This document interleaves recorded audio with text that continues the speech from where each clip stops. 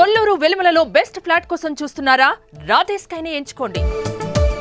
Polavaram project పనుల్ని శరవేగంగా ముందుకు తీసుకెళ్లేందుకు ఆంధ్రప్రదేశ్ ప్రభుత్వం పథక రచన చేస్తోంది. ఎందుకంటే ఇప్పటికే నిర్మాణ పనులు అక్కడ ప్రారంభమైనవి.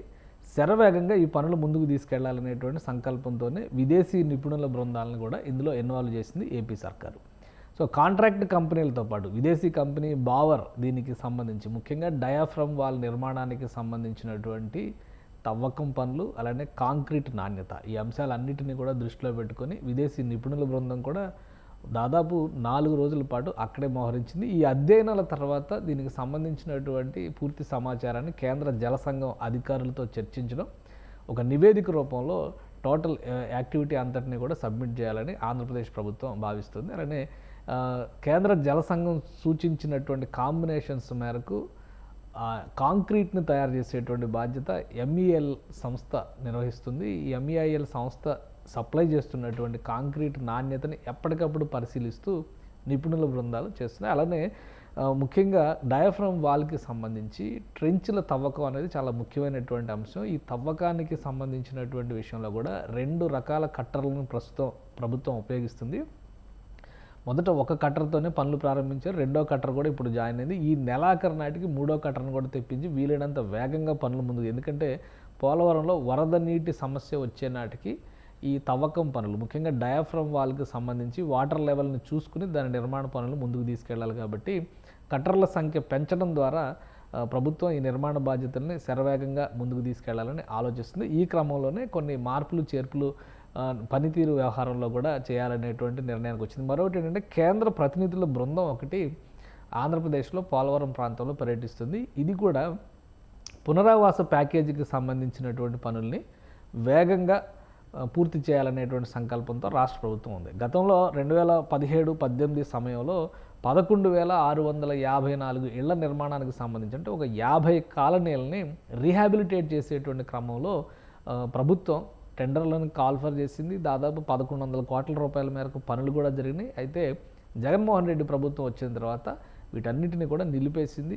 పనుల్లో అవినీతి జరిగింది, అవకతవకలు జరిగినాయని కొంతమంది అధికారులు, ఒకరు ఇద్దరు కాదు, దాదాపు 400 మంది అధికారుల పైన కేసులు పెట్టినటువంటి పరిస్థితి కూడా ఉంది. ఈ అంశాలన్నింటి కూడా నిన్న కేబినెట్ సమావేశంలో రాష్ట్ర ప్రభుత్వం చర్చించింది. ఈ కేసులన్నింటినీ ఉపసంహరించడంతో పాటు హైదరాబాద్ ఐఐటి బృందాన్ని ప్రస్తుతం ఆ కాలనీల పర్యవేక్షణకి సంబంధించి పర్యటనకి ఆహ్వానించింది. ఈ బృందం పోలవరం ముంపు, ప్రధానంగా పోలవరం ముంపు బాధిత ప్రాంతాల్లో పర్యటన చేస్తుంది. ఒక 50 లక్షల క్యూసెక్ల నీటిని పోలవరం రిజర్వాయర్లో స్టోర్ చేస్తే వచ్చేటువంటి సమస్యలు ఏంటి అనేటువంటి అంశం పైన కూడా అధ్యయనం చేయాల్సిందిగా ఈ ఐఐటి హైదరాబాద్ బృందానికి రాష్ట్ర ప్రభుత్వం విజ్ఞప్తి చేసింది.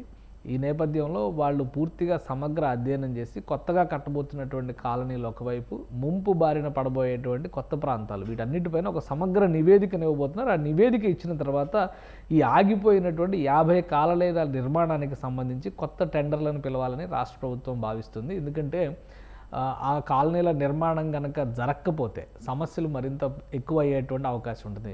డయాఫ్రమ్ వాల్ నిర్మాణం పూర్తయిన తర్వాత ఈ నెలలోనే ఏప్రిల్ మే నాటికల్లా డయాఫ్రమ్ వాల్ నిర్మాణం పూర్తయిన తర్వాత స్టోరేజ్ కెపాసిటీ పైన కూడా అధ్యయనం చేయాలని చెప్పని రాష్ట్ర ప్రభుత్వం ఆలోచిస్తుంది. ఒకవేళ వరద నీరు కనుక, వరద ముప్పు కనుక గోదావరి నదికి ఎక్కువగా ఉంటే అప్పుడు ముంపు బాధిత ప్రాంతాలన్నీ కూడా ఇబ్బంది పాలయ్యేటువంటి అవకాశం ఉంటుంది. అందుకనే నిర్మాణ ప్రక్రియను కూడా వేగంగా మొదలు పెట్టాలనేటువంటి ఆలోచన చేస్తుంది. మొత్తం 428 కోట్ల రూపాయల పనులు ఇప్పుడు గత 5 ఏళ్లలో ఆగిపోవడం వలన 793 కోట్ల రూపాయలకు పెరుగుతున్నట్టుగా అంచనా వేశారు. కేబినెట్ ఇచ్చినటువంటి క్లియరెన్స్ మేరకు పునరావాస నిర్మాణ ప్రక్రియను కూడా ముందుకు తీసుకెళ్ళడానికి టెండర్లను పిలవడానికి రాష్ట్ర ప్రభుత్వం సన్నద్ధమవుతుంది. అంటే పోలవరం ప్రాజెక్టుని జాతీయ ప్రాజెక్టుగా ప్రకటించడం ఒకటి, ఈ బడ్జెట్లో, గత బడ్జెట్లో కూడా పెద్ద ఎత్తున కేటాయింపులు జరగడంతో 2026 చివరి నాటికి పోలవరం ప్రాజెక్టు పనులతో పాటు పునరావాస ప్యాకేజీ పనులు కూడా పూర్తయ్యేందుకు కావాల్సినటువంటి ఒక సమగ్ర ప్రణాళిక రూపొందించాల్సిందిగా అధికారుల్ని